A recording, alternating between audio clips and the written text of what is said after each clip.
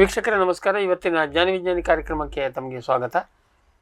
ಇವತ್ತು ಕೂಡ ನಾವು ಹೈನುಗಾರಿಕೆಗೆ ಸಂಬಂಧಪಟ್ಟಂತಹ ಒಂದು ಭಾಳ ಮಹತ್ವದ್ದು ಅಥವಾ ಭಾಳ ಚರ್ಚಿತ ವಿಷಯ ಅಥವಾ ಹೈನುಗಾರರಿಗೆ ಭಾಳ ಕಾಟ ಕೊಡುವಂಥ ವಿಷಯದ ಚರ್ಚೆ ಕೂತಿದ್ದೀವಿ. ಕೆಚ್ಚಲುಬಾವು ಬಹುತೇಕ ರೈತರದ್ದು ಹೆಚ್ಚಿನ ಹಾಲು ಇಳುವರಿ ಇರುವಂಥ ಇದರಲ್ಲಿ ಇವರು ಮಾಡೋ ತಪ್ಪುಗಳಿಂದನೋ ಅದು ಅಲ್ಲಿ ಆಗಿರುವಂಥ ತಪ್ಪೋ ಗೊತ್ತಿದ್ದೋ ಗೊತ್ತಿಲ್ಲದನೋ ಕೆಚ್ಚಲುಬಾವಿ ಸಿಕ್ಕಂಡ್ರೆ ಆ ಸ್ವಲ್ಪ ಹೆಚ್ಚು ಕಮ್ಮಿ ಆ ಕರಾದಿನ ಪೇಷನ್ಸು ಮತ್ತು ಅಲ್ಲಿ ದುಡಿದ ದುಡ್ಡು ಹೋಗ್ತದೆ. ಕೆಚ್ಚಲುಬಾವು ಅತ್ಯಂತ ಸಾಮಾನ್ಯವಾದಂಥ ಇನ್ನು ಕಾಲಕ್ಕೆ ಬರುವಂಥ ಬೇರೆ ರೋಗಗಳೆಲ್ಲ ಇದ್ರೂ ಇದೊಂದು ರೀತಿಯಲ್ಲಿ ನಾವು ತಡೆಯಬಹುದಾದಂತಹ ಆದರೆ ಅಲಕ್ಷ್ಯದಿಂದ ತಂದುಕೊಂಡಂಥ ಸಮಸ್ಯೆ ಅಂತ ಹೇಳ್ಬೋದು ಕೆಚ್ಚಲುಬಾವು. ಇದ್ರ ಬಗ್ಗೆ ನಾವು ಇವತ್ತು ಚರ್ಚೆ ಮಾಡ್ತೀವಿ. ನಾವು ಮಾಹಿತಿಯನ್ನು ಕೊಡೋದಕ್ಕೆ ಡಾಕ್ಟರ್ ಮನೋಹರ್ ಉಪಾಧ್ಯಾಯ ಅವರು ನಮ್ಮ ಜೊತೆಗಿದ್ದಾರೆ. ಬನ್ನಿ ಡಾಕ್ಟರ್ನ ಮಾತಾಡಿಸಿ ಬರೋಣ. ಡಾಕ್ಟರ್ ನಮಸ್ಕಾರ. ನಮಸ್ತೆ. ಇವತ್ತಿನ ಜ್ಞಾನ ವಿಜ್ಞಾನಿ ಕಾರ್ಯಕ್ರಮಕ್ಕೆ ತಮಗೆ ಸ್ವಾಗತ.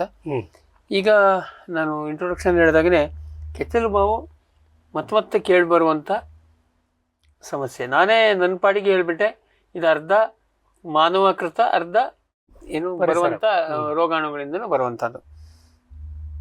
ಕೆಚ್ಚಲುಬಾವು ಅಂದರೆ ಮೂಲತಃ ಏನು? ಕೆಚ್ಚಲುಬಾವು ಅಂದರೆ ಏನು? ಕೆಚ್ಚಲುಬಾವು ಅಂದರೆ ಕೆಚ್ಚಲು ಅನ್ನೋದು ಗ್ರಂಥಿ, ಹಾಲು ಕೊಡುವ ಗ್ರಂಥಿ, ಗ್ಲ್ಯಾಂಡ್ ಅಂತೇವೆ.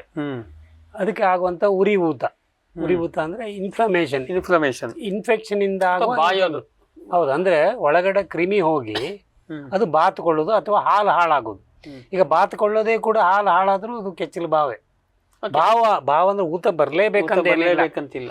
ಅಲ್ಲಿ ನಮ್ಗೆ ಹಾಲು ಸೇವನೆಗೆ ಯೋಗ್ಯವಲ್ಲದ ಹಾಲು ಅಲ್ಲಿದ್ದಾಗ್ಲೂ ಅದು ಒಂಥರ ಕೆಚ್ಚಲುಬಾವೇ. ಕಾರಣ ಕ್ರಿಮಿಯಿಂದ ಅಲ್ಲದೆ ಇದ್ದಿರ್ಬೋದು, ಮತ್ತೆ ಕ್ರಿಮಿ ಬೆಳೀತದೆ ಅಲ್ಲಿ.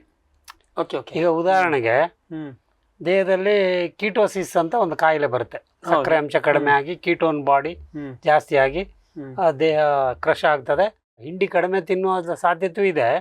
ಇನ್ನು ಅದೆಲ್ಲ ಇದ್ದು ಕೂಡ ಹಾಲು ಕಡಿಮೆ ಆಗ್ತಾ ಹೋಗೋದು, ಅಥವಾ ಹಾಲಿನಲ್ಲಿ ಉಪ್ಪಿನ ಅಂಶ ಜಾಸ್ತಿ ಆಗೋದು, ಅಥವಾ ಸಕ್ಕರೆ ಅಂಶ ಅಥವಾ ಈ ಲ್ಯಾಕ್ಟೋಸ್ ಅಂಶ ಕಡಿಮೆ ಆಗೋದು ಕೂಡ ಅದು ಕ್ರಮೇಣ ಏನಾಗ್ತದೆ ಕೆಚ್ಚಲುಬಾವಿಗೆ ಟರ್ನ್ ಆಗ್ತದೆ. ಅಂದ್ರೆ ಈ ಹಾಲಿನಲ್ಲಿ ಇಂಥದ್ದೇ ಇಷ್ಟು ಪ್ರೋಟೀನು, ಕ್ಯಾಲ್ಸಿಯಮ್ಮು, ಫ್ಯಾಟು ಎಲ್ಲ ಬೇರೆ ಬೇರೆ ಇರ್ಬೇಕಂತಿರುತ್ತೆ.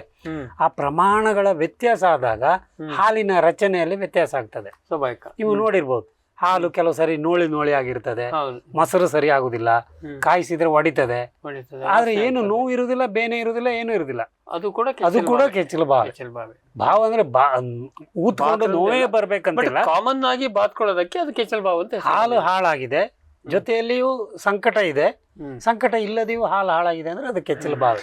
ಸೊ ಸಂಕಟ ಇರ್ಲಿ ಇಲ್ಲದೆ ಇರ್ಲಿ ಮೇಲ್ನೋಟಕ್ಕೆ ಲಕ್ಷಣ ಹೇಗೆ ಒಂದು ಬಾತ್ಕೊಳ್ತದೆ. ಮುಖ್ಯವಾಗಿ ಏನಾಗುತ್ತೆ, ಅದೊಂದು ಗ್ರಂಥಿ ಒಳಗೆ ಕ್ರಿಮಿ ಹೋದ ಕೂಡಲೇ ಅಲ್ಲಿ ಇನ್ಫೆಕ್ಷನ್ ಸೋಂಕಾದಾಗ ಆ ಗ್ರಂಥಿ ಆಕ್ಟಿವೇಟ್ ಆಗುತ್ತೆ ಅದನ್ನು ಹೋರಾಡ್ಲಿಕ್ಕೆ. ಆವಾಗ ರಕ್ತ ಸಂಚಾರ ಜಾಸ್ತಿ ಮಾಡೋದು, ಅಥವಾ ಅವಕ್ಕೆ ತಡೆಗೋಡೆ ತಡಿಲಿಕ್ಕೆ ಊದ್ಕೊಳ್ಳೋದು, ಅದೆಲ್ಲ ಬ್ಯಾರಿಯರ್ಸ್ ಅನ್ನ ಮಾಡುವಾಗ ಊದ್ಕೊಳ್ತದೆ.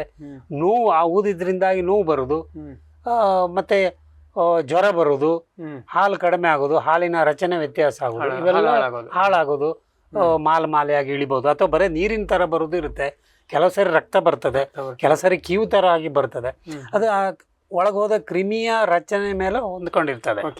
ಸೊ ಈಗ ಇದು 4 ಏನು ವಿಭಾಗಗಳಿರುತ್ತೆ ಕೆಚ್ಚಲಲ್ಲಿ. ಈ ಹೆಚ್ಚಾಗಿ ನಮ್ಗೆ ಕಂಡು ಬರುವುದು ನಮ್ಮ ವೃತ್ತಿಯಲ್ಲಿ ಜಾಸ್ತಿ ಒಂದು ಮಲೆಗೆ ಸಂಬಂಧಪಟ್ಟ ಮೇಲಿನ ಗ್ರಂಥಿ ತೊಂದರೆಗೊಳಗಾಗೋದು. ಈ ಗ್ರಂಥಿಗಳಲ್ಲಿ ಒಟ್ಟು ಕೆಚ್ಚಲಿನಲ್ಲಿ 4 ಕಂಪಾರ್ಟ್ಮೆಂಟ್ ಇದೆ. ಅಂದ್ರೆ ಒಂದು ಮನೆಯಲ್ಲಿ 4 ಕೋಣೆ ಇದ್ದಾಗೆ, ಆ ಕೋಣೆ ಮಧ್ಯೆ ಯಾವುದೇ ಬಾಗ್ಲಿಲ್ಲ, ಕಿಟಕಿ ಇಲ್ಲ, ಏನು ಇಲ್ಲ, ಸಂಪರ್ಕ ಇಲ್ಲ.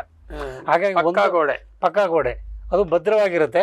ಆ ಗೋಡೆ ಮೂಲಕ ಯಾವ ಕ್ರಿಮಿಯೂ ಆಚೆ ಈಚೆ ಸಂಪರ್ಕ ಇಲ್ವೇ ಇಲ್ಲ.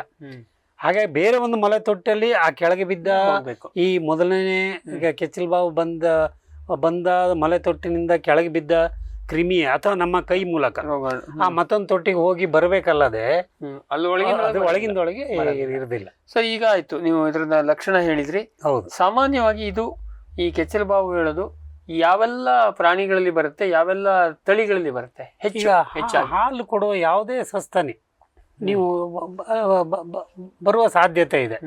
ಅದು ಮನುಷ್ಯರಲ್ಲಿ ಇದ್ದಂಗಿಲ್ಲ. ಬೆಕ್ಕು ಬರ್ಬೋದು, ನಾಯಲ್ಲಿ ಬರ್ಬೋದು, ದನದಲ್ಲಿ, ಮನುಷ್ಯರಲ್ಲಿ ಬರ್ತದೆ. ಓಕೆ.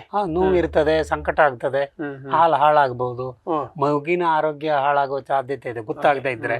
ಹೆಚ್ಚಾಗಿ ಮನುಷ್ಯರಿಗೆ ಗೊತ್ತಾಗುತ್ತೆ. ಉಳಿದಂತೆ ಸಸ್ತನಿಗಳಲ್ಲಿ ಎಲ್ಲದರಲ್ಲೂ ಇದೆ, ಎಲ್ಲದರ ಹಾಲು ಕೊಡುವ ಎಲ್ಲ ಪ್ರಾಣಿಗಳಲ್ಲಿ ಇದೆ. ಈ ಇಲಿಗಳಲ್ಲೂ ಕಾಣಬಹುದು, ಗಿನಿ ಪಿಗ್ಗಲ್ಲೂ ಕಾಣಬಹುದು, ಬೆಕ್ಕು ನಾಯಿಗಳಲ್ಲಿ ಆವಾಗ ನೋಡ್ತಾ ಇರ್ತೇವೆ.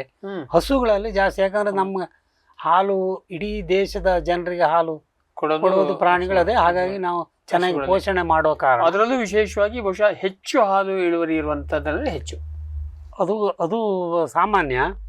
ಈಗ ನಾಯಿಗಳಲ್ಲೂ ಕೂಡ ಕೆಚ್ಚಲು ಬಾವಾಗಿ ಮರಿಗಳೆಲ್ಲ ಸಾಯ್ಲಿಕ್ಕೆ ಶುರುವಾದ ಮೇಲೆ ಗೊತ್ತಾಗುದು, ಇದು ಕೆಚ್ಚಲು ಬಾವಾಗಿ ಹಾಲು ಹಾಳಾಗಿ ಮರಿಗಳ ಆರೋಗ್ಯ ತೊಂದರೆ ಆಗಿ. ಕೆಲವು ಸರಿ ಯಾಕಂದ್ರೆ ಮುಟ್ಟಿ ನೋಡುದಿಲ್ಲ ನಾವಾದ್ರೆ, ದನಗಳಲ್ಲಿ ಕೆಚ್ಚಲು ಮುಟ್ತೇವೆ, ಗಮನಕ್ಕೆ ಬರ್ತದೆ. ಹೌದು. ಅಥವಾ ಕರುವಿನ ಆರೋಗ್ಯ ಹಾಳಾಗುವಾಗ ಗೊತ್ತಾಗ್ತದೆ, ಅಥವಾ ದನ ಒದಲಿಕ್ಕೆ ಶುರು ಮಾಡ್ತಾರೆ ನೋವಿನಿಂದ, ಆವಾಗ ಗೊತ್ತಾಗ್ತದೆ. ಈ ತರ ಕಾರಣದಿಂದ ದನಗಳಲ್ಲಿ ಬೇಗ ಗೊತ್ತಾಗ್ತದೆ ಮತ್ತು ಸ್ವಾಭಾವಿಕ ಪ್ರಮಾಣ ಹೆಚ್ಚು. ಈಗ ದನಗಳಲ್ಲಿ, ಹಸುಗಳಲ್ಲಿ, ಆಮೇಲೆ ಎಮ್ಮೆಗಳಲ್ಲಿ ಬರ್ತದೆ. ಆದ್ರೆ ದನಗಳಿಗೆ ಹಸುಗಳಿಗೆ ಹೋಲಿಸಿದ್ರೆ ಬಹಳ ಕಡಿಮೆ. ಅಂದ್ರೆ ಹಾಲಿನ ಪ್ರಮಾಣವೂ ಕಡಿಮೆ. ಒಟ್ಟಾರೆಯಾಗಿ ಎಮ್ಮೆಗಳಲ್ಲಿ ಕಡಿಮೆ. ಆ ಲೆಕ್ಕದಲ್ಲಿ ನಾವೆಲ್ಲ ಜೀರೋ ಡೌನ್ ಮಾಡ್ತಾ ಬಂದ್ರೆ ಹೆಚ್ಚು ಹಾಲು ಕೊಡುವಂತ ಈ ಕ್ರಾಸ್ ಬ್ರೀಡ್ ದನಗಳಲ್ಲಿ ಹೆಚ್ಚು, ಜರ್ಸಿ ಕ್ರಾಸ್ ಗಳಲ್ಲಿ ಹೆಚ್ಚು, ಅದರಲ್ಲೂ HF ಹೆಚ್ಚಿರ್ಬೋದು. ಹೌದು. ಅದು ನೋಡಿ, ಹಾಲು ಕರೆಯುವುದು ಕೆಲವರು 2 ಸರಿ ಕರೀತಾರೆ, 3 ಸರಿ ಕರೀತಾರೆ. 3 ಸರಿ ಕರಿತಾ ಇದ್ದವರು 2 ಸರಿಗೆ ಏನೋ ಒಂದು ಆ ದಿವಸ ಮಧ್ಯಾಹ್ನ ಅಥವಾ ಮನೇಲಿ ಇಲ್ಲ ಅಥವಾ ಸಿಬ್ಬಂದಿಯ ತೊಂದರೆ ಇದ್ದಾಗ ಸಡನ್ ದೇಹ ಅದಕ್ಕೆ ಬದಲಾವಣೆಯನ್ನ ಗ್ರಹಿಸುವುದಿಲ್ಲ. ಹಾಲು ಆ ಸಮಯಕ್ಕೆ ಸುರಿಸ್ಕೊಂಡಿರ್ತದೆ. ಆ ವಿಷಯಕ್ಕೆ ಬರೋಣ ಸರ್, ನಾವು ಮಾಡುವ ತಪ್ಪುಗಳ ಬಗ್ಗೆ. ಈಗ ಮೂಲತಃ ಕೆಚ್ಚಲು ಬಾವಿಗೆ ಯಾವ ರೋಗಾಣು ಕಾರಣ? ಇದು ರೋಗಾಣುದಿಂದನೇ ಬರೋದು, ಕ್ರಿಮಿಯಿಂದ. ಜಾಸ್ತಿ ಬ್ಯಾಕ್ಟೀರಿಯಾಗಳಿಂದ ಬರುತ್ತೆ. ಈಗ ನೋಡಿ, ಮೂಲತಃ ಬ್ಯಾಕ್ಟೀರಿಯಾ ಕ್ರಿಮಿಗಳು, ಬ್ಯಾಕ್ಟೀರಿಯಾನೇ. ಆಮೇಲೆ ಇಲ್ಲ ಕೇಳಿ, ಇನ್ನು ಇಲಿ ಜ್ವರ ಅಂತ ಒಂದು ಹೇಳ್ತೇವೆ, ಅದು ಅತ್ಲಾಗಿ ಬ್ಯಾಕ್ಟೀರಿಯವಲ್ಲ, ಇತ್ಲಾಗಿ ವೈರಸ್ ಅಲ್ಲ, ಆ ತರದ್ದು. ನಾವು ಅದರ ನಿಯಂತ್ರಣ ಮಾಡೋದು ಆಂಟಿಬಯೋಟಿಕ್ ಇದ್ರು ಅಲ್ಲ. ಈ ಲೆಪ್ಟೋಸ್ಪೈರಾ ಅದು ಒಂಥರ ರಿಕೆಟ್ಸಿಯಾ ಅಂತ ಹೇಳ್ತಾರೆ. ಅದು ಆಕ್ಚುಲಿ ಮಲೆತೊಟ್ಟಿಂದ ಹೋಗುವಂತದ್ದಲ್ಲ, ದೇಹದಿಂದ ಬಂದ ಕ್ರಿಮಿ ರಕ್ತದ ಮೂಲಕ ಕೆಚ್ಚಲಿಗೆ ಬರುವುದು. ಅದೇ ಬ್ರುಸೆಲ್ಲ ಕೂಡ ಹಾಗೆ.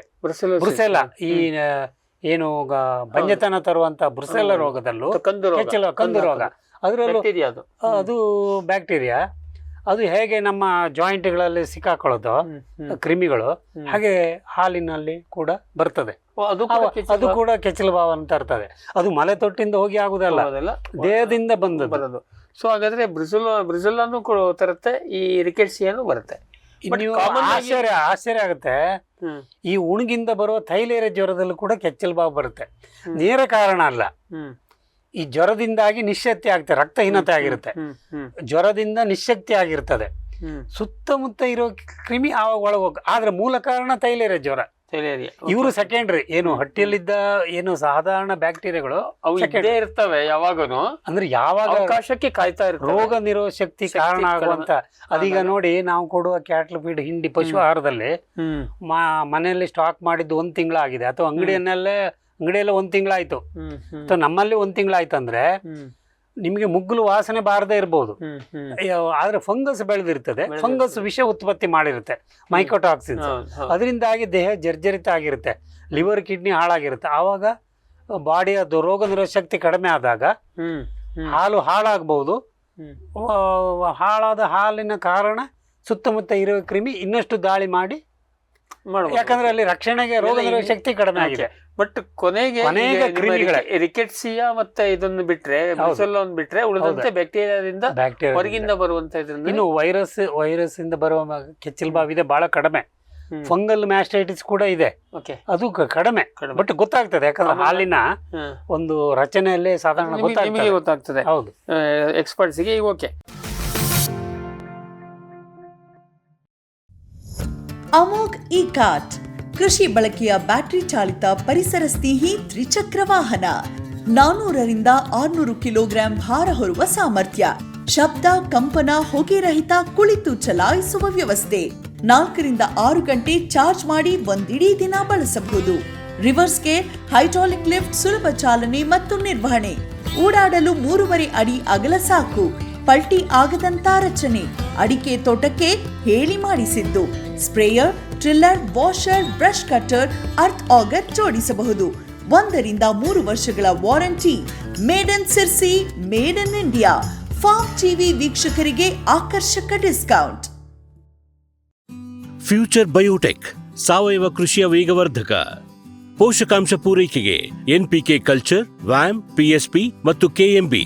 ಜೈವಿಕ ರೋಗ ಕೀಟ ನಿಯಂತ್ರಣಕ್ಕೆ ಟ್ರೈಕೋಡರ್ಮಾ, ಸೂಡೋಮೊನಾಸ್. ಸಾವಯವ ಗೊಬ್ಬರ ಉತ್ಪಾದನೆಗೆ ಕಾಂಪೋಸ್ಟ್ ಕಲ್ಚರ್.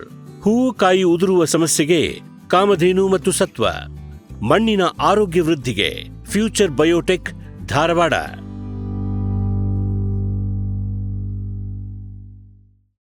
ಸಮೃದ್ಧ ಸಾವಯವ ಗೊಬ್ಬರ, ಎಂಎಸ್ಜಿಪಿ ಮತ್ತು ಕೆಸಿಡಿಸಿ ಉತ್ಪಾದನೆ. ಫಾರ್ಮ್ ಟಿವಿಯಿಂದ ಸರಬರಾಜು. ಅತಿ ಕಡಿಮೆ ಬೆಲೆಗೆ ಅತ್ಯುತ್ತಮ ಗೊಬ್ಬರ. ಇಲ್ಲ ಭಾರಲೋಹ, ಕೃಷಿ ವಿಶ್ವವಿದ್ಯಾಲಯದಿಂದ ಪರೀಕ್ಷಿತ. ಸಾವಯವ ಇಂಗಾಲ, ಎನ್ಪಿಕೆ, ಪಿಎಚ್, ಇಸಿ ಎಲ್ಲ ನಿಗದಿತ ಮಿತಿಯಲ್ಲಿ. ಅಡಿಕೆ, ತೆಂಗು, ಬಾಳೆ, ಕಾಫಿ, ದಾಳಿಂಬೆ, ದ್ರಾಕ್ಷಿ, ಕಬ್ಬು, ಭತ್ತ, ಜೋಳ, ಹತ್ತಿ ಹೀಗೆ ಎಲ್ಲಾ ಬೆಳೆಗಳಿಗೂ ಪ್ರಶಸ್ತ. ಜೀವಂತ ಮಣ್ಣು, ಸಮೃದ್ಧ ಬೆಳೆ. ಅತ್ಯಧಿಕ ಲಾಭಕ್ಕೆ ಬಳಸಿ ಸಿಟಿ ಕಾಂಪೋಸ್ಟ್. ವಿಶ್ವದಾದ್ಯಂತ ಪೇಟೆಂಟ್ ಪಡೆದ ನ್ಯಾನೋ ತಂತ್ರಜ್ಞಾನದಲ್ಲಿ ತಯಾರಾದ ನೂವಾಲ್ಗಿ ದ್ರಾವಣ. ನೂವಾಲ್ಗಿ ಉಪಯೋಗಿಸಿದ ಮೇಲೆ ತುಂಬಾ ಇಳುವರಿನೂ ಬಂದಿದೆ. ಕಾಳು ಮೆಣಸಿಗಂತೂ ಬಹಳ ಚೆನ್ನಾಗಿ ಬರುತ್ತೆ. ರೇಷ್ಮೆ ಎಲೆನೂ ಚೆನ್ನಾಗಿ ಬರ್ತದೆ. ಗಿಡಗಳು ತುಂಬಾ ಚೆನ್ನಾಗಿ ಬೆಳವಣಿಗೆ ಆಯಿತು. ಯಾವುದೇ ರಾಸಾಯನಿಕ ಅಥವಾ ವಿಶೇಷ ಗೊಬ್ಬರಗಳ ಗೊಡವೆ ಇಲ್ಲದೆ ಎಲ್ಲ ಬೆಳೆಗಳಲ್ಲಿ ಉತ್ತಮ ಗುಣಮಟ್ಟದ ಅಧಿಕ ಫಸಲನ್ನು ಪಡೆಯಿರಿ. ಯಾವಾಗಲೂ ನನ್ನ ಇರೋವರೆಗೂ ನೀವು ಅಲ್ಲಿಗೆ ಅಂತ ಬಿಟ್ಟು ಬಾಳಲ್ಲ ಅಂತ ಒಂದು ಭರವಸೆ ಕೊಡ್ತೀನಿ.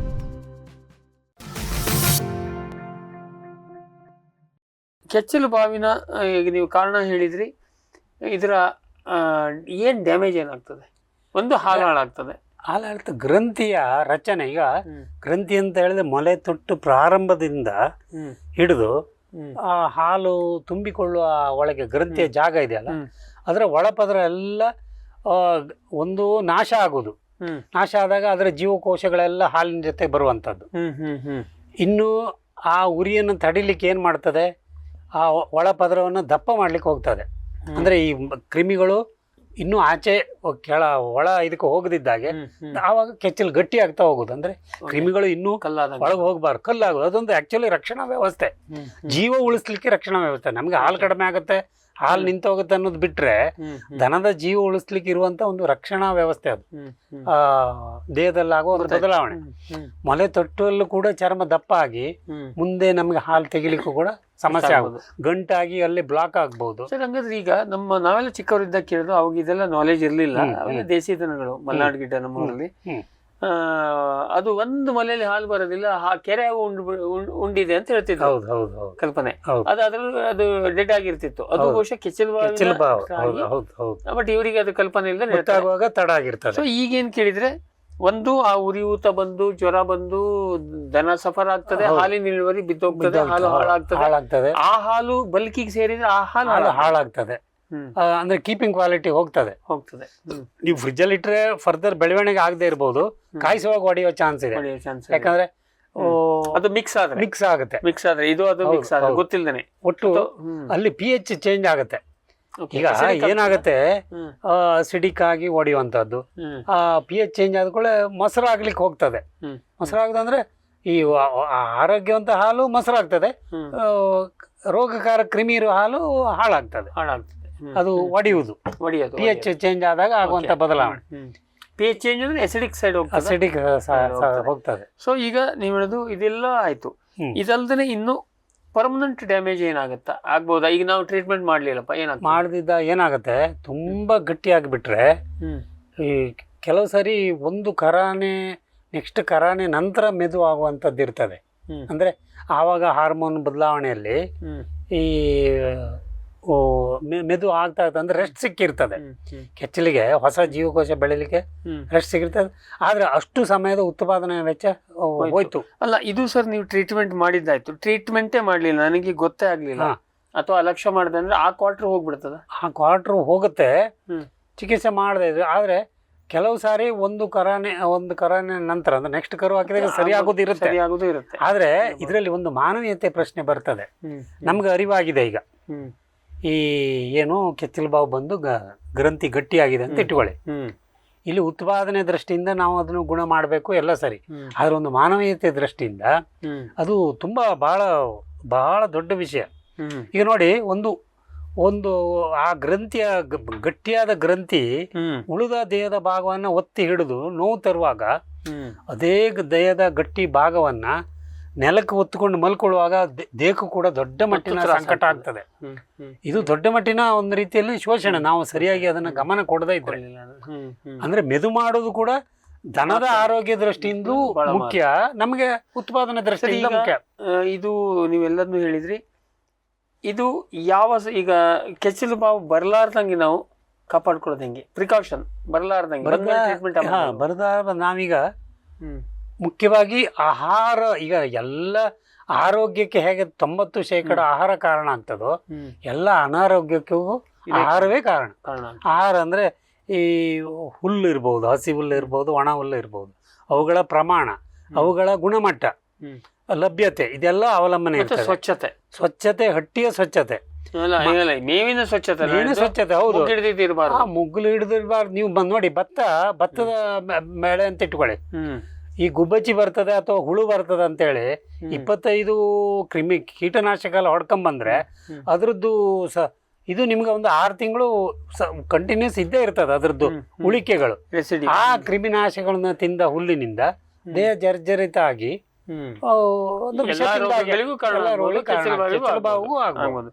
ನೀವು ಹೇಳಿದ್ದು ಒಂದು ಮೇವು ಸ್ವಚ್ಛತೆ ಇರಬೇಕು ಒಂದು, ಆಮೇಲೆ ಇನ್ನೇನು ಕಾರಣ ಇದು ನಾವು ಹಂಗೆ ಮೇವನ್ನು ಸರಿಯಾದ ಪ್ರಮಾಣದಲ್ಲಿ ಸರಿಯಾದ ಗುಣಮಟ್ಟವನ್ನ ಕಾಪಾಡ್ಕೋಬೇಕು.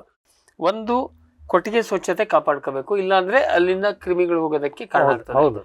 ವಿಪರೀತ ಒದ್ದೆ ಇರಬಾರ್ದು, ಯಾವಾಗಲೂ ಗಲೀಜ್ ಇರಬಾರ್ದು, ಕ್ಲೀನ್. ಈಗ ಅದೇನಾಗುತ್ತೆ, ಚೆನ್ನಾಗಿ ಈಗ ಹಟ್ಟಿ ಕ್ಲೀನ್ ಇರ್ಬೇಕಂದ್ರೆ 3 ಸರಿ 4 ಸರಿ ತೊಳಿತಾ ಇದ್ರೆ ಹಟ್ಟಿ ಒಣಗೋದಿಲ್ಲ. ಒದ್ದೆ ಇರುವಾಗಲೂ ಕ್ರಿಮಿಗಳ ಬೆಳವಣಿಗೆ ಜಾಸ್ತಿ ಇರ್ತದೆ. ಹಾಗೆ ಒಂದು 2-3 ಗಂಟೆ ಆದ್ರೂ ಒಣಗ್ಲಿಕ್ಕೆ ಬಿಡ್ಬೇಕು, ಹಟ್ಟಿ ಒಣಗ್ಲಿಕ್ಕೆ ಬಿಡ್ಬೇಕು. ಅಂತ ಸಮಯದಲ್ಲಿ ನಾವು ಅವ್ರನ್ನ ಹೊರಗಡೆ ಬಿಡ್ಬೇಕು. ಆಮೇಲೆ ಹಾಲು ಕರೆಯುವ ವಿಷಯದಲ್ಲಿ ಏನಾದ್ರು ಪ್ರಿಕಾಷನ್, ನೀವು ಏನ್ ಹೇಳ್ತಾ ಇದ್ರಿ, ಹಾಲು ಉಳಿಸಬಾರ್ದು. ಹೌದು, ಈಗ 2 ಸರಿ ಕರಿತಾ ಇದ್ರೆ ಆ ಸಮಯವನ್ನು ಆದಷ್ಟು ನಾವು ಮೇಂಟೈನ್ ಮಾಡ್ಬೇಕು. ಆ ಸಮಯಕ್ಕೆ ಮಾನಸಿಕ ಅವರು, ಈಗ ನೀವು 6 ಗಂಟೆ ಕರೀಲಿಕ್ಕೆ ಹೋಗ್ತಾ ಅಂದ್ರೆ ಅವ್ರು 6 ಗಂಟೆಗೆ ರೆಡಿ, ಮಾನಸಿಕ ರೆಡಿ ಇರ್ತಾರೆ. ಈಗ ಬರ್ತಾರೆ, ನಮ್ಮನ್ಗೆಲ್ಲ ನಾವು ರೆಡಿ ಇರ್ಬೇಕಂತ. ಅದು 7 ಗಂಟೆ ಆಯ್ತು, 8 ಗಂಟೆ ಆಯ್ತು ಅಂತ ಹೇಳಿದ್ರೆ ಅಂದ್ರೆ ಸಮಯದ ಆ ವ್ಯತ್ಯಾಸದಲ್ಲೂ ಕೂಡ ಏನಾದ್ರು ಕ್ರಿಮಿ ಹೋದಾಗ ಬೇಗ ಬೆಳವಣಿಗೆ ಆಗೋ ಚಾನ್ಸ್ ಇದೆ. ಇನ್ನು 3 ಸರಿ ಕರಿತಾ ಇದ್ರೆ 3 ಸರಿನೂ ಇದೆ. ಅಂದ್ರೆ ಮೆಷಿನ್ ಕರೆಯುವಲ್ಲಿ ಹೈ ಇಲ್ಡರ್ಸಿಗೆ 3 ಸರಿ ಕರೆದ್ರೆ ಒಳ್ಳೇದು. ಯಾಕಂದ್ರೆ ಕೊಡುವ ಅಷ್ಟೇ ಆಹಾರಕ್ಕೆ 15% ಇಳುವರಿ ಜಾಸ್ತಿ ಸಿಗುತ್ತೆ. ಈಗ 2 ಸರಿ ಕರೆಯುವ ಚಿಲ್ಲಿಂಗ್ ಪ್ಲಾಂಟ್ ಇರಬೇಕು, ಆ ತರದವ್ರು ಮಾತ್ರ ಮಾಡ್ತಾರೆ. ಇಲ್ಲ, ಅವ್ರ ಹತ್ರ ಸ್ಟೋರೇಜ್ ಕೆಪಾಸಿಟಿ. ಇನ್ನು ಹಾಲು ಕರೆದ ಮೇಲೆ ಕೂಡ, ಮೆಷಿನ್ ಕರೆದ ಮೇಲೆ ಹಾಲು ಉಳಿದ್ರೆ ಆಮೇಲೆ ಕೂಡ ಕೈಯಿಂದ ಹ್ಯಾಂಡ್ ಸ್ಟ್ರಿಪ್ಪಿಂಗ್ ಬೇಕಾಗುತ್ತೆ. ಅಂದ್ರೆ ಒಟ್ಟಲ್ಲಿ ಒಂದ್ ಸ್ವಲ್ಪನೂ ಹಾಲು ಇರ್ತದ. ಆಮೇಲೆ ಕರು ಕುಡಿದ ನಂತರ ನಾವು ನೋಡ್ಬೇಕಾಗತ್ತೆ. ಕರು ಹೊಟ್ಟೆ ತೊಂದ್ರೆ ನಿಲ್ಲಿಸ್ಬಿಟ್ರೆ, ಸ್ವಲ್ಪ ಉಳ್ಕೊಂಡ್ಬಿಟ್ಟಿದ್ರೆ ಅದನ್ನೆಲ್ಲ ಗಮನ ನಿರಂತರ ಗೊತ್ತಿದೆ. ನೀವು ಹೇಳಿದೇನೋ ಹಾಲು ಕರೆದಾದ್ಮೇಲೆ ಕೆಚ್ಚಲಲ್ಲಿ ಹಾಲು. ಇನ್ನು ಎಲ್ಲ ವ್ಯವಸ್ಥೆಯೂ ಸರಿ ಇದೆ. ಕೆಚ್ಚಲು ಕ್ರಿಮಿ ಮಲೆ ತೊಟ್ಟು ಒಳಗೆ ಹೋಗದೇ ಇದ್ದಾಗೆ ಕೆಲವು ದ್ರಾವಣ ಬರ್ತದೆ. ಈಗ ಅಯೋಡಿನ್ ದ್ರಾವಣ ಇರ್ಬೋದು, ಅಥವಾ ಕೆಲವೇ ಈ ವೀಕ್ ಅಯೋಡಿನ್ ಅಂತಾರೆ, ಸ್ಟ್ರಾಂಗ್ ಉರಿಯುವ ಅಯೋಡಿನ್ ಅಲ್ಲ, ಅಂಥದ್ನೆಲ್ಲ ನಾವು ಹಚ್ಚಿದಾಗ ಅಲ್ಲೊಂದು ಕೋಟಿಂಗ್, ಒಂದು ಪೊರೆ ರಚನೆ ಆಗುತ್ತೆ, ಸಾಯಿಸಿಬಿಡುತ್ತೆ, ಒಳಗೆ ಹೋಗ್ಲಿಕ್ಕೆ ಬಿಡೋದಿಲ್ಲ. ಈ ತರದ್ದೆಲ್ಲ ಇದೆ. ಈ ಹೈ ಇಲ್ಡರ್ಸ್ ಅಲ್ಲಿ ಡೈರಿನಲ್ಲಿ ಮಾಡ್ಬೇಕು, ಮಾಡ್ತಾ ಇದ್ದಾರೆ. ಅದೆಲ್ಲ ತುಂಬಾ ಈಗ ಅಂದ್ರೆ ಅದೊಂದು ಅಡ್ವಾನ್ಸ್ಡ್ ಇದನ್ನ ಹೆಚ್ಚಿನ ಅವರು ಪಾಲಿಸ್ತಾರೆ. ಈಗ ಹಾಲು ಕರೆದಾದ್ಮೇಲೆ ಕೆಚ್ಚಲು ತೊಳೆಯೋ ಪದ್ಧತಿ ಒಂದಿದೆ, ಅದು ಮೊದಲು ತೊಳಿತಾರೆ, ಆಮೇಲೆ ತೊಳೆಯೋ ಪದ್ಧತಿ, ಅದು ಕೂಡ ಮಹತ್ವದ್ದೇ. ಯಾಕಂದ್ರೆ ಒಳಗೆ ಹೋಗುವಂತದ್ದು ಆದಷ್ಟು ತಡೀತದೆ. ಇನ್ನು ಹಾಲು ಕರೆಯುವ ಕ್ರಮದಲ್ಲೂ ಕೂಡ ನೋಡಿ, ಈಗ ಹೀಗೆ ಕರೀಲಿಕ್ಕೂ ವ್ಯತ್ಯಾಸ ಇದೆ. ಇದು ಸ್ವಲ್ಪ ಮಟ್ಟಿಗೆ ಘರ್ಷಣೆ ಆಗುತ್ತೆ, ಯಾವುದು ಆ ಮಲೆ ತೊಟ್ಟಿನ 2 ಗೋಡೆಯ ಮಧ್ಯೆ ಘರ್ಷಣೆ ಆಗಿ ಗಾಯ ಆಗಿ ಒಳಗೆ ಹೋದ ಕ್ರಿಮಿ ಬೇಗ ಬೆಳಿಲಿಕ್ಕೆ ಸಹಕಾರಿ. ಯಾಕಂದ್ರೆ ಅಲ್ಲಿ ಗಾಯ ಉಂಟು, ಡ್ಯಾಮೇಜ್ ಆಗ್ತದೆ. ಹಾಗಾಗಿ ಈ ಕರೆಯುವ ಆದಷ್ಟು ಅಭ್ಯಾಸನ ಮಾಡ್ಕೊಳ್ಬೇಕು. ಅಂದ್ರೆ ಇದೆಲ್ಲ ಸಣ್ಣ ಸೂಕ್ಷ್ಮ ವಿಷಯಗಳು, ಬಹಳ ಮಹತ್ವ. ಹೌದು. ಸೊ ಇದು ಒಂದು ಇದಾಯ್ತು. ಆಮೇಲೆ ಈಗ ಏನಾಗಿದೆ, ನೀವು ಹೇಳುದು ಎಲ್ಲ ಕುಪೋಷಣೆ ಇರಲಿ, ಅತಿ ಪೋಷಣೆಯಿಂದ ರೋಗ ನಿರೋಧಕ ಶಕ್ತಿ ಕಡಿಮೆ ಆಗಿದ್ದಾಗ ನಾವು ಬೇರೆ ಕೆಲವು ಚಿಕಿತ್ಸೆನೆಲ್ಲ ಮಾಡಬೇಕಾಗುತ್ತೆ. ಸರ್, ಅದಕ್ಕಿಂತ ಮೊದಲೇ ಈಗ ಸಾಮಾನ್ಯವಾಗಿ ಇದು ಬಹಳ ಕಾಸ್ಟ್ಲಿ ಈ ಟ್ರೀಟ್ಮೆಂಟ್ ನೀವೇನು ಈಗ ವೀಕ್ಷಕರು ನಾನು ಹೇಳ್ತೀನಿ, ಡಾಕ್ಟ್ರು ಮಾತಾಡುವಾಗ ಮಧ್ಯದಲ್ಲಿ ಇದರದ್ದು ಏನು ಗಿಡಮೂಲಿಕೆ ಚಿಕಿತ್ಸೆ ಹೇಳ್ತಾರೆ, ಜೊತೆಗೆ ಹೋಮಿಯೋಪತಿ ಹೇಳ್ತಾರೆ. ಆದರೆ ಮೂಲತಃ ಇವರು ಅಲೋಪತಿ ಡಾಕ್ಟ್ರು, ಇಂಗ್ಲೀಷ್ ಔಷಧಿನೇ ಇವರು ಕಲ್ತಿರೋದು, ಬಹುತೇಕ ಪ್ರಾಕ್ಟೀಸ್ ಕೂಡ, ಅಥವಾ ಒಂದು ರೀತಿಯಲ್ಲಿ ಅನಿವಾರ್ಯ ಕೂಡ. ಕೆಲವು ಸಂದರ್ಭದಲ್ಲಿ ನೋಡಿ ಅದನ್ನ ಬಳಕೆ ಎಲ್ಲ ಇದನ್ನು ಮಾಡ್ತಾರೆ. ರೈತ ಬಾಂಧವರ ಸೇವೆಗೆ ಫಾರಂ ಟಿವಿಯ ಮತ್ತೊಂದು ಹೆಜ್ಜೆ. ಅತ್ಯುತ್ತಮ ಲ್ಯಾಬ್ ಮತ್ತು ನರ್ಸರಿಯ ಟಿಶ್ಯೂ ಕಲ್ಚರ್ ಮತ್ತು ಬೀಜ ಗಿಡಗಳು, ಗುಗಳೆ ಬಯೋಟೆಕ್ನ ಜಿನಿನ್ ಮತ್ತು ಏಲಕ್ಕಿ ಬಾಳೆ ಟಿಸಿ ಗಿಡಗಳು, ರೋಗರಹಿತ ದಾಳಿಂಬೆ ಮತ್ತು ಶೀಘ್ರ ಬೆಳೆಯುವ ತೇಗದ ಟಿಶ್ಯೂ ಕಲ್ಚರ್ ಗಿಡಗಳು, Taiwan red lady hybrid F1 ಮತ್ತು ನಂಬರ್ 15 ಪಪಾಯ ಬೀಜ ಗಿಡಗಳು. ಹಿಂದೆ ಕರೆ ಮಾಡಿ ಗಿಡ ಕಾಯ್ದಿರಿಸಿ. ಗ್ರೀನ್ ಪ್ಲಾಸ್ಟ್ ISI ಪ್ರಮಾಣೀಕೃತ ಪರಿಶುದ್ಧ HDPE ಜಿಯೋ ಮೆಂಬ್ರೇನ್ ಪಾಂಡ್ ಲೈನರ್ಗಳು ಕೃಷಿ ಹೊಂಡ, ಕೆರೆ, ಕಾಲುವೆ, ಮೀನುಕೊಳ, ಸ್ಪಿರುಲಿನಾ ಹೊಂಡಗಳಿಗೆ ಬೇಕಾದ ಆಕಾರ ಮತ್ತು ವಿಸ್ತೀರ್ಣಗಳಲ್ಲಿ ಸರ್ಕಾರದ ಸಬ್ಸಿಡಿ ಯೋಜನೆಯಡಿ ಲಭ್ಯ. 100% ಪುನರ್ಬಳಕೆ, UV ಮತ್ತು ಒಡಕು ನಿರೋಧಕ, ಪಕ್ಕಾ ಜೋಡಣೆ, 5 ವರ್ಷಗಳ ಲಿಖಿತ ವಾರಂಟಿ. ಗ್ರೀನ್ ಪ್ಲಾಸ್ಟ್. ಫಾರ್ಮ್ ಟಿವಿ ವೀಕ್ಷಕ ರೈತರ ಬೆಳೆ ರಕ್ಷಣೆ ಈಗ ಹಿಂದೆಂದಿಗಿಂತ ಸುಲಭ, ಸರಳ, ಸುರಕ್ಷಿತ.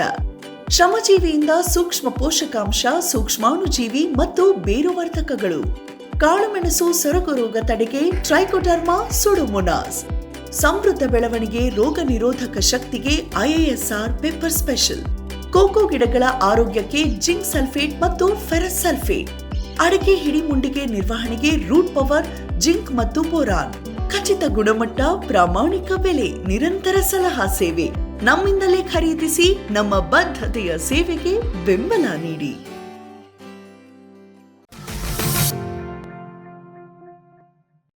ಸರಿ, ಈಗ ನೀವು ಅಲೋಪತಿ ಡಾಕ್ಟರ್ ಆಗಿ ಕೆಚ್ಚಲುಬಾವು ಬಂದಿದೆ ಅಂತ ಹೇಳ್ತಾರೆ, ಪ್ರಿಕಾಷನ್ ಏನು? ಹೌದು, ಈಗ ನಾನು ಡಾಕ್ಟ್ರಿಗೆ ಫೋನ್ ಮಾಡಿದೆ, ಅವ್ರು ಇಲ್ಲ ಇವತ್ತು ನನಗೆ ಬರೋಕ್ಕಾಗೋದಿಲ್ಲ ಅಥವಾ ಸಂಜೆ. ಈಗ ನೋಡಿ ಪ್ರಿಕಾಷನ್ ಏನು ಮಾಡಬೇಕು? ಈಗ ಕೆಚ್ಚಲುಬಾವು ಬಂದಿದೆ, ಡಾಕ್ಟ್ರ್ ಬರೋದು ತಡ ಆಗ್ತದೆ ಅಂತ ಇಟ್ಕೊಳ್ಳಿ. ಇದರಲ್ಲಿ 2 ಥರದ್ದು ಬರುತ್ತೆ. ಈಗ ಸಾಮಾನ್ಯವಾಗಿ ಗೊತ್ತಾಗುವಾಗಲೇ ಕೆಂಪು ಊತ ಬಂದು ಜ್ವರ ಬಂದು ಸಿಕ್ಕಾಪಟ್ಟೆ ಬಾವಿದ್ರೆ ತಣ್ಣೀರು ಹೊಡಿಬೇಕಾಗತ್ತೆ. ಯಾಕಂದರೆ ಒಂದು ಮಟ್ಟಿನ ಅಲ್ಲಿ ರಕ್ತ ಸಂಚಾರ ಸ್ವಲ್ಪ ಕಡಿಮೆ ಮಾಡಬೇಕಾಗತ್ತೆ. ಆಲ್ರೆಡಿ ವಿಪರೀತ ರಕ್ತ ಸಂಚಾರ ಅಲ್ಲಿ ಏನಂದ್ರೆ ನೋವು ಶಮನ ಮಾಡಬೇಕು, ಜ್ವರ ಇಳಿಸ್ಬೇಕು. ಆವಾಗ ತಣ್ಣೀರು ಪಟ್ಟಿ, ನಮ್ಗೀಗ ಜ್ವರ ಬಂದಾಗ ಹೇಗೆ ತಣ್ಣೀರು ಪಟ್ಟೆ ಹೊಡಿತೇವೋ ಅದನ್ನು ಮಾಡಬೇಕಾಗತ್ತೆ. ಇಲ್ಲ ವಿಪರೀತ ಇದಿಲ್ಲ ಅಂತ ಹೇಳಿದ್ರೆ ಬಿಸಿ ನೀರಿನ ಶಾಖ ಕೂಡ ಕೊಡಬೇಕಾಗತ್ತೆ. ಅದು ನೋವು ಕಡಿಮೆ ಮಾಡಲಿಕ್ಕೆ. ಮತ್ತೆ ರಕ್ತ ಸಂಚಾರ ನಾವಲ್ಲಿ ಜಾಸ್ತಿ ಮಾಡಬೇಕು. ಆಲ್ರೆಡಿ ಜಾಸ್ತಿ ಇದ್ರೆ ಕಮ್ಮಿ ಮಾಡಬೇಕು, ಕಮ್ಮಿ ಇದ್ರೆ ಜಾಸ್ತಿ ಮಾಡಬೇಕು. ಅದು ನಮಗೆ ಗೊತ್ತಾಗುತ್ತೆ. ಈ ಕೆಂಪು ಉರಿ ಊತ ಏನು ಇನ್ನು ಬರ್ಸ್ಟ್ ಆಗುತ್ತೆ ಅನ್ನೋ ಸಂದರ್ಭ ಇದ್ರೆ ತಣ್ಣೀರಿನ ಪಟ್ಟಿ ಬೇಕು. ಇಲ್ಲ ಬರೇ ನೋವಿದೆ, ಹೆಚ್ಚು ಊತ ಇಲ್ಲ, ನೋವಿದೆ, ಅದಕ್ಕೆ ಸಂಕಟ ಇದ್ರೆ ಬಿಸಿನೀರಿನ ಶಾಖ ಕೊಟ್ಟು ನಾವು ಅದನ್ನ ಅದಕ್ಕೆ ತಣ್ಣೀರು ಸೋಕಿರಿ ಪೈಪಲ್ಲಿ ಬಿಡ್ಬೋದು, ಚೆಂಬಿನಲ್ಲಿ ಕೂಡ ಇದು ಮಾಡ್ಬೋದು. ಇನ್ನು ಸುಲಭ ಚಿಕಿತ್ಸೆ ಹೇಳ್ತೇನೆ, ಮಾರುಕಟ್ಟೆಯಲ್ಲಿ ಒಳ್ಳೊಳ್ಳೆ ಆಯಿಂಟ್ಮೆಂಟ್ ಕೂಡ ಇದೆ, ಕೆಚ್ಚಲಿನ ಹೊರಗಡೆ ಹಚ್ಚುವಂಥದ್ದು. ಉದಾಹರಣೆಗೆ ನಮ್ಗೆ ಇಲ್ಲಿ ಕೈ ನೋವಾದಾಗ ನಾವು ಮುಲಾಮ್ ಹಚ್ಕೊಳ್ತೇವೆ. ಅದೇನ್ ಮಾಡುತ್ತೆ, ನಿಧಾನ ಚರ್ಮದಿಂದ ಕೆಳಗಡೆ ಸ್ನಾಯುವಿಗೆ ಮೂಳೆವರೆಗೂ ಕೂಡ ಅದು ಹೋಗ್ತದೆ. ಆವಾಗ ಅಲ್ಲಿ ಅವುಗಳ ಊತ ಕಡಿಮೆ ಆಗುತ್ತೆ, ಸಂಕಟ ಕಡಿಮೆ ಆಯ್ತು, ನೋವು ಕಡಿಮೆ ಆಯ್ತು. ಅದೇ ರೀತಿಯಲ್ಲಿ ಮುಲಾಮ್ಗಳು ಮಾರುಕಟ್ಟೆಯಲ್ಲಿ ಸುಮಾರು ಸಿಗ್ತದೆ. ಇನ್ನು ಯಾವುದೂ ಅಲ್ಲ, ನಮ್ಗೆ ಮಾರುಕಟ್ಟೆ ದೂರ ಇದೆ ಅಥವಾ ಈಗ ಖಾಲಿಯಾಗಿದೆ ಅಂತಿದ್ರೆ ಮನೆಯಲ್ಲಿರುವ ಅಯೋಡೆಕ್ಸು, ಮೂವ್ ಆಯಿಂಟ್ಮೆಂಟು ಅಥವಾ ಅಮೃತಾಂಜನ, ವಿಕ್ಸು ಇದೆಲ್ಲ ಕೂಡ ಆಗ್ತದೆ. ಇವೆಲ್ಲವೂ ನೋವು ನಿವಾರಕಗಳು. ಅದೇನ್ ಮಾಡ್ತದೆ, ಅಲ್ಲಿ ರಕ್ತ ಸಂಚಾರವನ್ನು ಜಾಸ್ತಿ ಮಾಡ್ತದೆ, ನೋವು ಕಡಿಮೆ ಮಾಡುತ್ತೆ. ರಕ್ತ ಸಂಚಾರ ಜಾಸ್ತಿ ಮಾಡಿದ ಕೂಡಲೇ ಬಿಳಿ ರಕ್ತ ಕಣಗಳ ಅಲ್ಲಿ ಓಟ ಜಾಸ್ತಿ ಆಗುತ್ತೆ, ಅವು ಹೋರಾಟ ಮಾಡಬಹುದು. ಮತ್ತೆ ಗಂಟೆಗೊಮ್ಮೆ, ಅರ್ಧ ಗಂಟೆಗೊಮ್ಮೆ, ಕೆಲವು ಸರಿ 10 ನಿಮಿಷಕ್ಕೊಮ್ಮೆ ಆ ಹಾಳಾದ ಕೆಚ್ಚಲಿನ ಹಾಲನ್ನು ತೆಗಿಬೇಕಾಗುತ್ತೆ. ಅಷ್ಟು ಆರ್ಗ್ಯಾನಿಸಮ್ ಲೋಡ್ ಕಡಿಮೆ, ಅಲ್ಲಿ ಬ್ಯಾಕ್ಟೀರಿಯಾಗಳು ಫರ್ದರ್ ಡೆವಲಪ್ ಅಂದ್ರೆ ಸ್ಫೋಟ ಆಗೋದು ನಿಂತೋಯ್ತು, ಮತ್ತೆ ಸ್ಟಾಕ್ ಆಗಿದ್ದು ಹೊರಗೆ ಬರ್ತದೆ. ಈ ಮುಖ್ಯವಾಗಿ ಈ ಬ್ಯಾಕ್ಟೀರಿಯಾಗಳು ಏನಿದೆ ಅವು ಘಾತ ಮಾಡೋದಲ್ಲದೆ ಅವುಗಳ ವಿಷ ವಸ್ತು ಟಾಕ್ಸಿನ್ಸ್ ಅವರು ಕೂಡ ಘಾತ ಮಾಡ್ತಾರೆ. ಹೊರಗೆ ಹಾಕಿದಾಗ ಆಗ್ತದೆ. ಆವಾಗ ಚಿಕಿತ್ಸೆಗೆ ಬೇಗ ಸ್ಪಂದಿಸ್ತದೆ. ಈಗ ಡಾಕ್ಟರ್ ಬಂದು ಟ್ಯೂಬ್ ಹಾಕೋದು ಅಥವಾ ಹೈನುಗಾರನೇ ಟ್ಯೂಬ್ ಹಾಕೊಳ್ಳೋದು ಅದೇನು ಅಥವಾ ಆಂಟಿಬಯೋಟಿಕ್ ಟ್ಯೂಬ್ ಆಂಟಿಬಯೋಟಿಕ್ ಟ್ಯೂಬ್. ಅದು ಈ ಎಲ್ಲ ಆಂಟಿಬಯೋಟಿಕ್ಗಳನ್ನ ಹಾಕೊಳಕ್ ಆಗೋದಿಲ್ಲ, ಕೆಲವು ಇಂಜೆಕ್ಷನ್ ರೂಪದವನ್ನು. ಅದ್ ಬಿಡಿ, ಅದು ನಿಮ್ಮ ಒಂದು ವಿಷಯ ಹೇಳ್ತೇನೆ, ಈ ಆಂಟಿಬಯೋಟಿಕ್ಗಳು ಎಲ್ಲ ಆಗೋದಿಲ್ಲ. ಯಾವ್ದು ಕಣ್ಣಿಗೆ ಹಾಕ್ಲಿಕ್ಕೆ ಆಗುತ್ತೆ ಅಂದ್ರೆ ಕಣ್ಣಿನಷ್ಟೇ ಸೂಕ್ಷ್ಮ ಯಾವುದು ಕೆಚ್ಚಲಿನ ಗ್ರಂಥಿ. ಕಣ್ಣಿಗೆ ಹಾಕುವ ಆಂಟಿಬಯೋಟಿಕ್ ಎಲ್ಲ ಕೆಚ್ಚಲಿಗೆ ಹಾಕಬಹುದು. ಅದೇನಿವೆ ಅದು ನಿಮ್ಮ ಸಜೆಷನ್ ಅಲ್ಲೇ ಮಾಡಬೇಕು, ನಾವು ಪ್ರಯೋಗ ಮಾಡಂಗಿಲ್ಲ, ಅದು ನಿಮ್ಮ ತಲೆ ಬಿಸಿ. ಅಂದ್ರೆ ಅಷ್ಟು ಸೂಕ್ಷ್ಮ. ಆಮೇಲೆ ಸರಿ, ಈಗ 1 ಕ್ವಾರ್ಟರ್ ನಲ್ಲಿ ಹಾಳಾಗಿದೆ ಅಂದ್ರೆ ಬೇರೆ ಹಾಲನ್ನು ಕರಿಬಹುದಾ? ಕರಿಬಹುದು, ಉಪಯೋಗಿಸಬಹುದು. ಹೌದು, ನಿಮ್ಗೆ ಮತ್ತೆ ಕಾಯಿಸಿದ ಗೊತ್ತಾಗತ್ತಲ್ಲ, ಗೊತ್ತಾಗತ್ತೆ. ಮಾತ್ರ ಮಿಕ್ಸ್ ಮಾಡಬಾರ್ದು. ಸರಿ, ಈಗ ಕೊನೆಗೆ ನಾನು ಇದು, ಯಾಕೆಂದ್ರೆ ಇದು ಬಹಳ ಕಾಂಪ್ಲಿಕೇಟೆಡ್, ಅದು ನೀವೇ ನೋಡ್ಬೇಕು. ನಮ್ಮ ಅಂತ ಮುಗೀತು.